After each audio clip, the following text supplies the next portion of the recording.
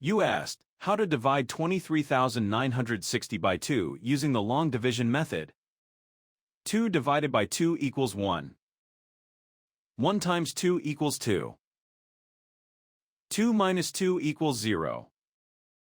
Bring down 3, making 3. 3 divided by 2 equals 1.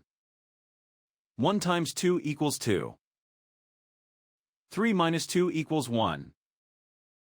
Bring down 9, making 19. 19 divided by 2 equals 9. 9 times 2 equals 18.